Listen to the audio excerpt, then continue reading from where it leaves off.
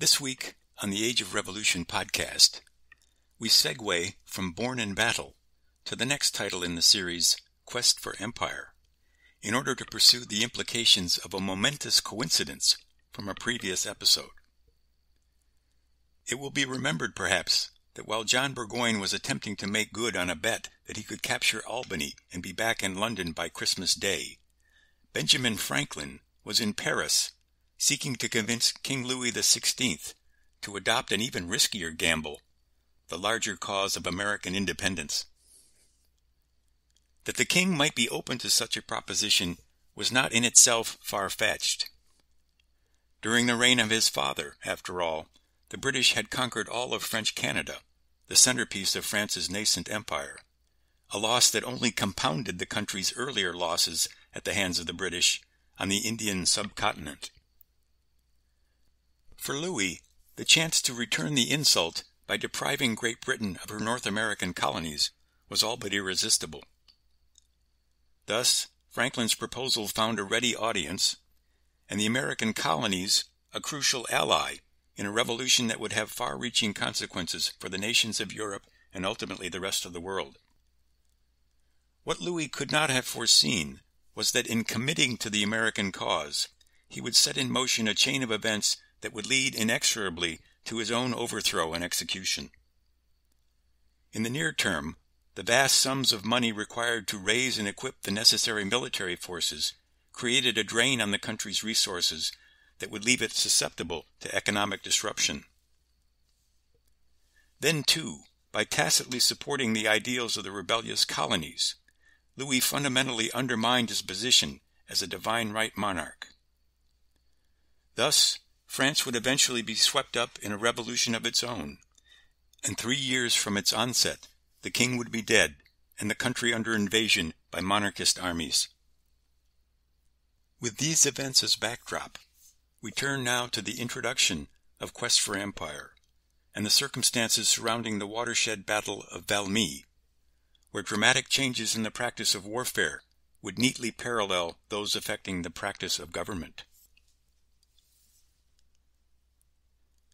Early on the morning of the 20th of September, 1792, Johann Wolfgang Goethe and the soldiers of the allied armies of Austria and Prussia awoke amid the forested hills of northeastern France and prepared for battle.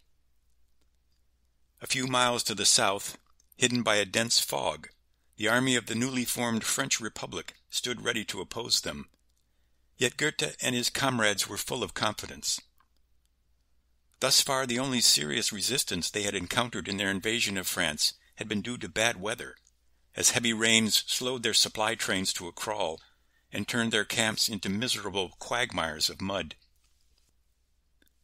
The French, meanwhile, had repeatedly fallen back before a series of deft turning movements orchestrated by the Allied commander, the Duke of Brunswick, nephew of the legendary Frederick the Great, and widely recognized as the most accomplished soldier in Europe.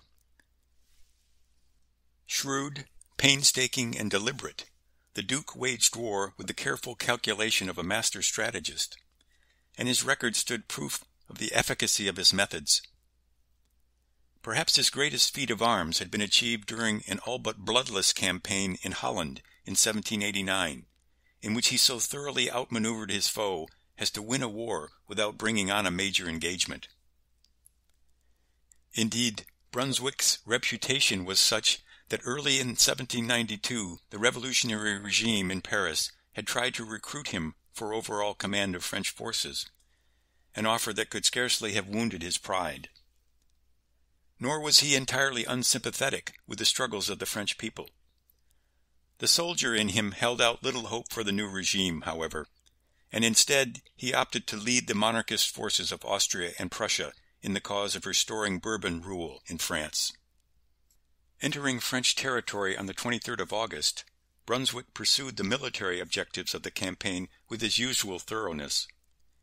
Investing the border fortress of Longwy, he secured his line of supply and proceeded westward, seizing Verdun during the first week of September and consolidating his gains in preparation for an advance to the Marne.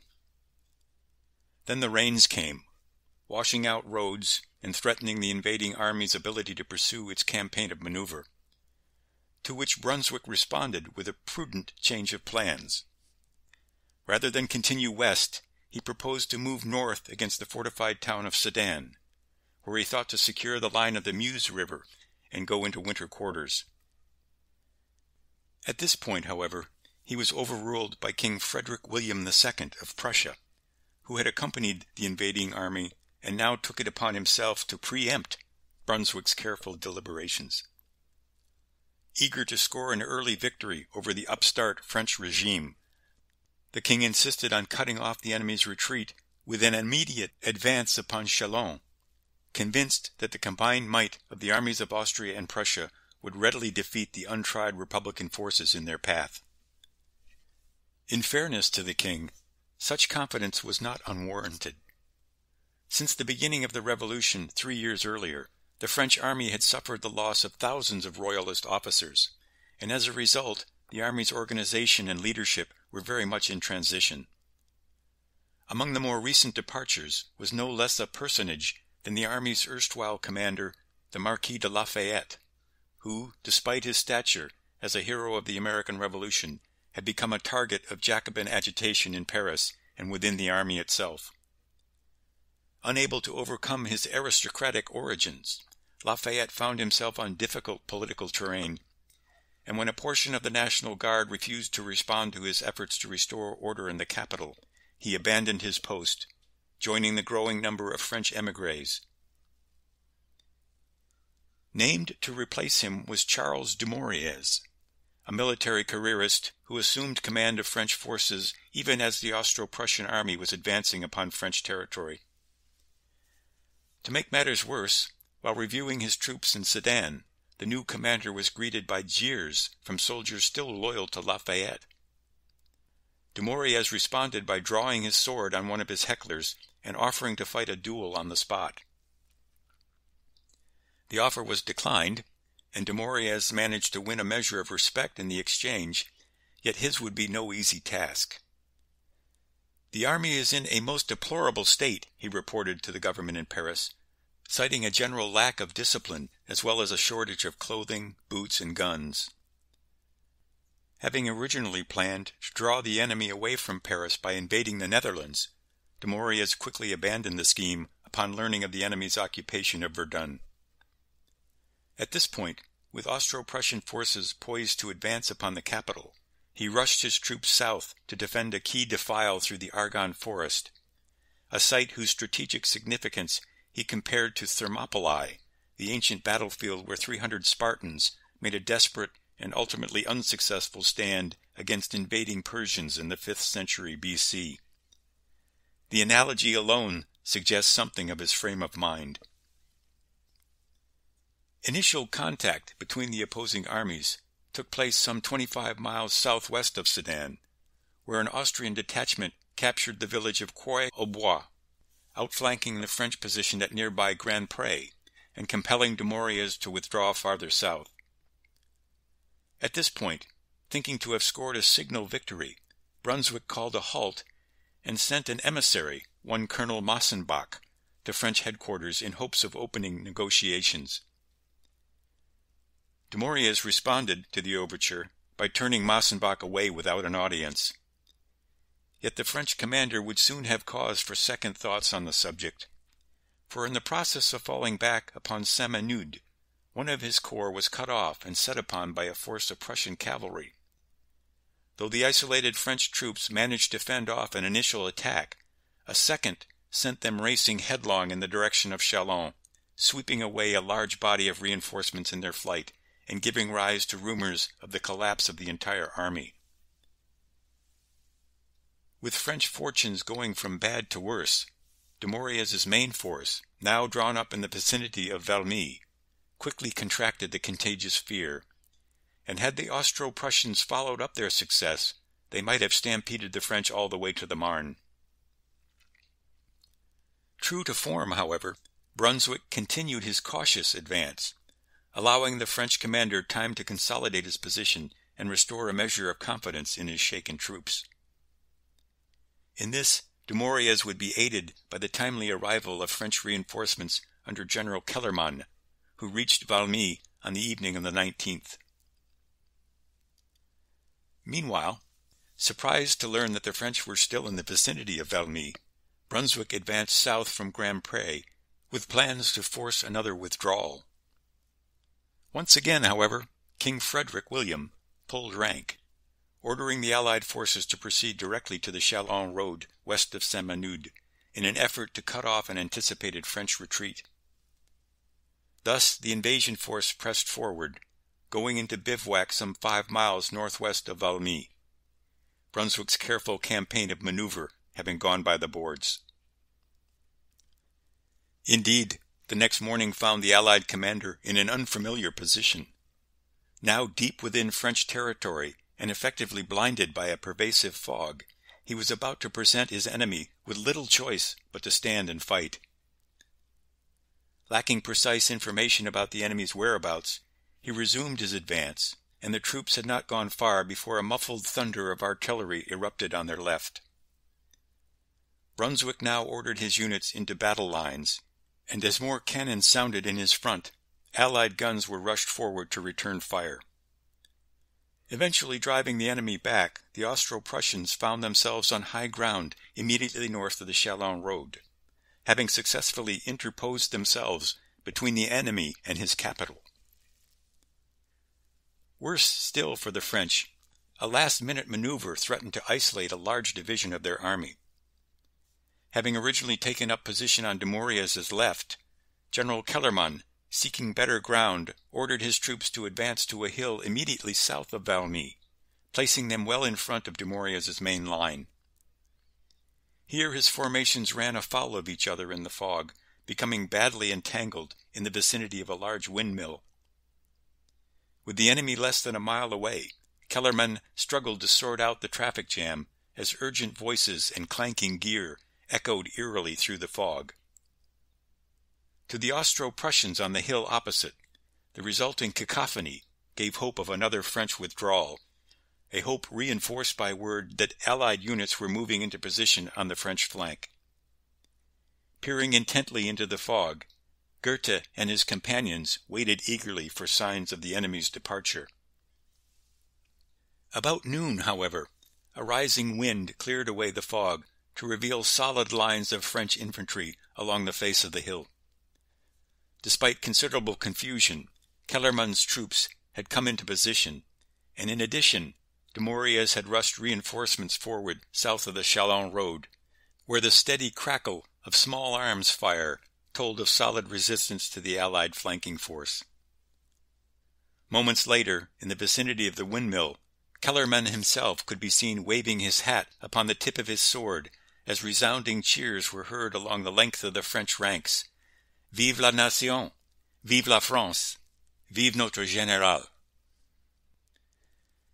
Next, the heavy guns of both armies opened up, and what followed was a cannonade of epic proportions. Over the course of the next 4 hours, tens of thousands of shells were fired, creating a din beyond the experience of even the oldest veterans. Amid this withering barrage, the soldiers on both sides remained in formation, providing easy targets for the artillery crews. Things might have been worse, as the hurtling balls of iron tended to lodge in the rain-saturated ground, causing the earth to shake violently, yet resulting in relatively few casualties. About 2 p.m., a huge explosion was heard in the French rear as a number of ammunition wagons were hit, causing considerable slaughter. A lull in the firing followed as the Allies waited expectantly, hoping to see a wave of panic carry off the enemy formations. When the smoke cleared, however, the French were once again holding fast to their positions. What happened next would cast a long and fateful shadow on royalist ambitions throughout the continent. Thus far the Austro-Prussians had clearly been the aggressors, invading enemy territory and threatening the conquest of the French capital. Yet when the time came for Brunswick to make good his threat in a final test of arms, he demurred, declining to order an attack, and instead shifting his position slightly to the south. For the next several days, the two armies remained opposite each other, while the Allied commander once again pursued negotiations, seeking to convince the French of a defeat they had not suffered. Then, on the night of the 30th of September, Brunswick abandoned the invasion altogether, slipping away to the east and recrossing the Meuse. Thus, the engagement at Valmy became a French victory by default, a fizzled contest to crown a fizzled campaign. And yet the abortive battle would have far-reaching implications, for in prevailing against the vaunted might of the Austro-Prussian army, the French would experience the first stirrings of an intense national pride that would eventually carry them to victory after victory, and ultimately change the nature of warfare. Heretofore waged almost exclusively by hirelings on behalf of ruling elites, wars would increasingly be fought by vast armies of conscripts on behalf of nation-states. Thus, the style of warfare in which commanders such as Brunswick sought to outmaneuver their opponents rather than actually defeat them by force of arms would become a thing of the past. Inspired by the same powerful forces that had given rise to the French Revolution, the French National Army would soon set a new standard for offensive warfare in which the spirit of the attack, or élan, would dominate. At least two witnesses to the encounter at Valmy sensed in its aftermath an immediate shift in the European balance of power. One, the same Colonel Massenbach, who had served as Brunswick's emissary, would write of the French, "You will see how those little cocks will raise themselves on their spurs. We have lost more than a battle. The 20th September has changed the course of history." The response of poet and dramatist Wolfgang Goethe struck a similar, if more sanguine, note. "From this place and from this day forth commences a new era in the world's history," he told his companions, "and you can all say that you were present at its birth." He too recognized a changing of the guard in the wildly cheering soldiers who had opposed the Allied monarchies and all the feudal arrangements of the past with such enthusiastic audacity. Having already embraced many of the ideas and attitudes associated with the French Revolution, Goethe would soon come to admire a figure who would not only master the new style of warfare, but ultimately symbolize all the energy and idealism of the new age. Then a newly commissioned lieutenant on leave in Paris, Napoleon Bonaparte was about to embark upon an unprecedented rise to power. Situated off the east coast of Italy, with few harbors and a mountainous interior, the island of Corsica has long been something of a world unto itself, a place where would-be conquerors have struggled to overcome the island's natural defenses, only to confront the stubborn self-reliance of its people. Since 1284, the island was a dominion of the Republic of Genoa, which lay some 150 miles to the north. But the island's relative isolation made it a difficult place to govern. In 1755, Pasquale Paoli, a native whose military experience included service in the army of the King of Naples, organized a resistance movement and drove the Genoese out. At 29, Paoli went on to establish an independent republic with its own constitution, and for the next 12 years, he and a small army of freedom fighters struggled to maintain the island's precarious independence against repeated attempts at reconquest. Nor did the islanders' heroic struggle go unnoticed. In 1762, Jean-Jacques Rousseau, author of The Social Contract, a hugely popular book whose precepts would help set the stage for the French Revolution, wrote of Corsica, "I have a presentiment that one day this small island will astonish Europe." Several years later, another noted man of letters, British biographer James Boswell, sought to arouse British public opinion on behalf of the islanders with the publication of Journal of a Tour to Corsica. Like Rousseau, Boswell seemed to recognize in the island's struggle for independence the nascent forces that were about to plunge Europe into a long and extremely bloody period of conflict. Despite the encouragement of such influential men, however, the freedom of the islanders was short-lived.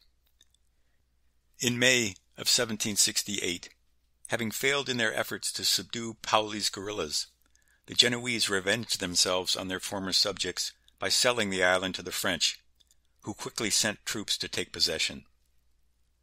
Determined to continue the fight for independence, Paoli and his troops withdrew to the island's mountain fastnesses and undertook a series of hit-and-run attacks, thwarting an initial effort to occupy the strategic city of Bastia. Another French expedition soon followed, however, and when Paoli was defeated in a pitched battle at Ponte Nuovo in May of 1769, he and a sizable portion of his force were sent into exile in England. Among those rebels who remained on the island were Carlo Buonaparte and his wife Letizia, who, though pregnant and with an infant in arms, accompanied her husband throughout the resistance. Hiding out in the island's interior even after the defeat at Ponte Nuovo, the couple would be among the last to give up the fight. Yet when the time came to choose between exile and submission to French rule, they chose the latter, and were to receive remarkably lenient treatment from the island's new rulers. Returning to his home in Ajaccio, Carlo went on to become a lawyer, and after establishing his descent from Tuscan nobility, was accorded privileges similar to those enjoyed by French noblemen, including exemption from taxation.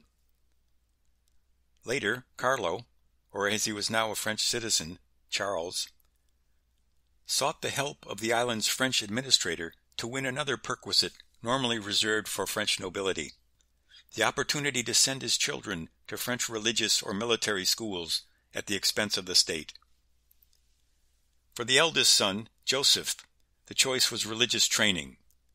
But for the second son, whose mother had braved whistling bullets while pregnant with him, every indication seemed to point to a career as a soldier. If ever a child's prenatal experience portended the life he was to lead, his did. Exceptionally strong-willed and energetic, Napoleon, as he was known within the family, would attend the military school at Brienne, some 100 miles east of Paris. At the age of 9, the boy left his island home for the first time. He would not return for another 8 years.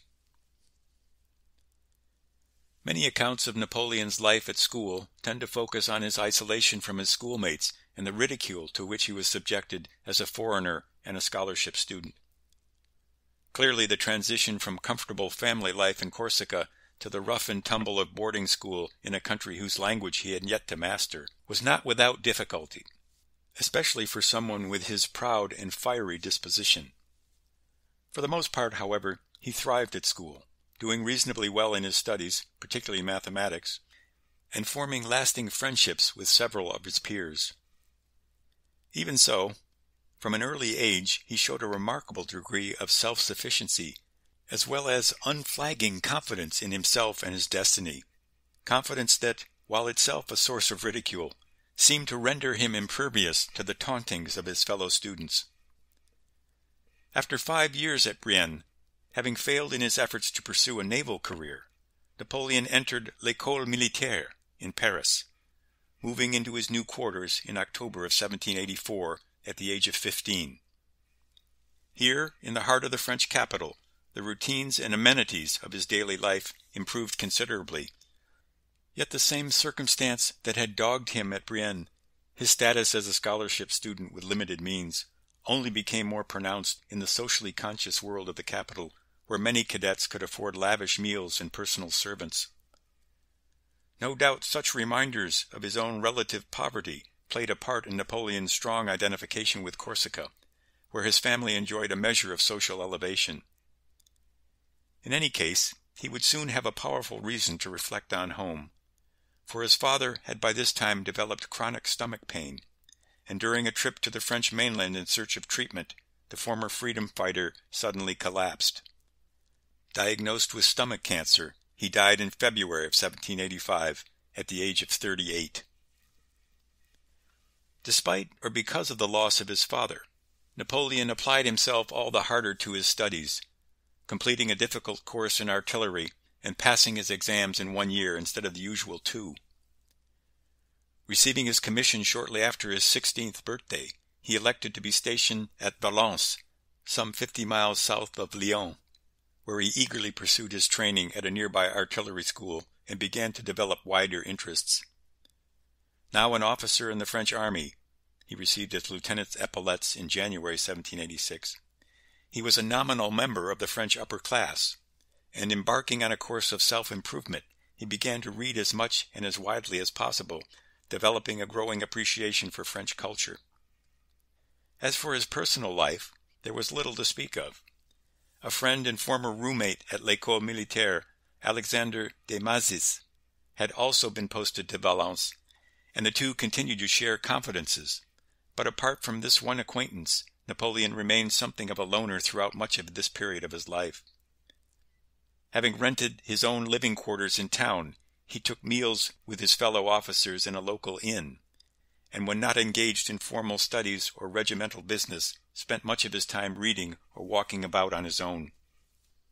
His circumstances changed in September 1786, when news of illness and financial difficulties at home prompted him to return to Corsica for the first time since departing for school 8 years earlier. Having arranged a leave of absence from his regiment, he journeyed to the Mediterranean coast and made the short voyage to his homeland, where he received a warm homecoming in Ajaccio, and reacquainted himself with the people and scenes of his youth. Here too, however, he seems to have spent much of his time alone, embarking on a variety of literary pursuits, including initial efforts and an ambitious history of Corsica. Viewed from the perspective of a subsequent career of unprecedented activity and exertion, this extended leave, pleading health issues, he would manage to stretch it out to a full year, presents historians with a period of almost incomprehensible calm.